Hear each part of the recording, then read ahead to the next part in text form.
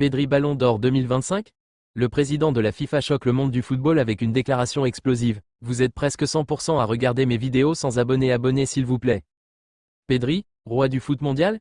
Quand le président de la FIFA déclenche un séisme en affirmant que le joyau du Barça mérite le Ballon d'Or 2025.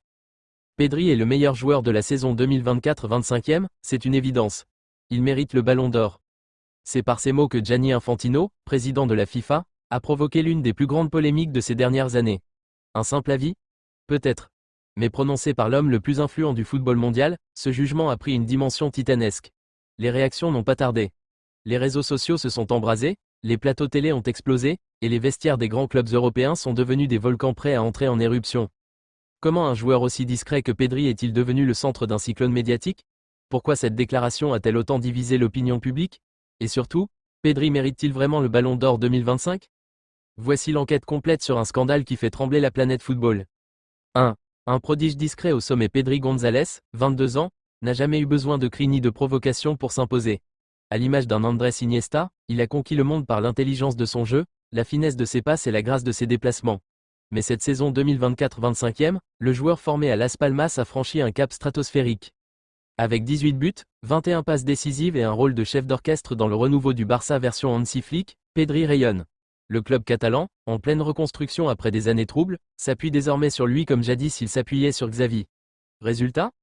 Le Barça est toujours en lice en Ligue des Champions, leader de Liga, et finaliste de la Coupe du Roi. Et le maître à jouer de tout cela, c'est Pedri. Mais est-ce suffisant pour prétendre au Ballon d'Or? Selon Infantino, la réponse est un grand « oui ». 2. La déclaration qui a mis le feu aux poudres. Tout est parti d'une conférence de presse tenue à Zurich le 27 avril 2025. À l'issue d'un sommet FIFA-UEFA sur l'évolution du calendrier international, Gianni Infantino a été interrogé sur ses pronostics pour les récompenses individuelles de fin de saison. Souriant, le président de la FIFA n'a pas mâché ses mots. Plus grand que, il y a beaucoup de grands joueurs cette saison, mais à mes yeux, le plus impressionnant, c'est Pedri. Il est partout sur le terrain, il joue pour l'équipe, il marque, il fait marquer, il élève le niveau des autres. C'est cela, être le meilleur.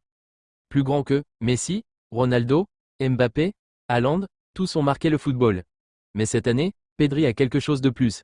S'il ne gagne pas le Ballon d'Or, ce serait une erreur. Cette sortie a d'abord été applaudie en Catalogne, mais elle a vite pris des proportions inattendues. 3. Les premières réactions, entre stupeur, jalousie et colère. Kylian Mbappé, nouveau leader du Real Madrid, a été l'un des premiers à réagir via son compte X. Plus grand que, Pedri est un grand joueur. Mais ce genre de déclaration publique n'aide personne.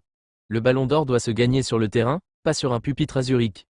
Erling Haaland, auteur de 41 buts toutes compétitions confondues avec Manchester City, a répondu de manière plus directe. Plus grand que, si marquer chaque week-end en Première Ligue ne suffit pas, alors peut-être que je dois apprendre à faire des roulettes au milieu du terrain. Jude Bellingham, coéquipier de Mbappé au Real, n'a pas mâché ses mots non plus. Plus grand que, Pedri est top. Mais je vois pas comment il peut passer devant des gars qui portent leur équipe chaque match et qui font la différence en Ligue des Champions.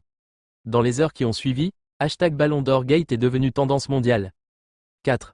Les médias s'enflamment, une guerre d'opinion. Marca a titré en une, Infantino a-t-il perdu la tête? L'équipe s'est montrée plus mesurée?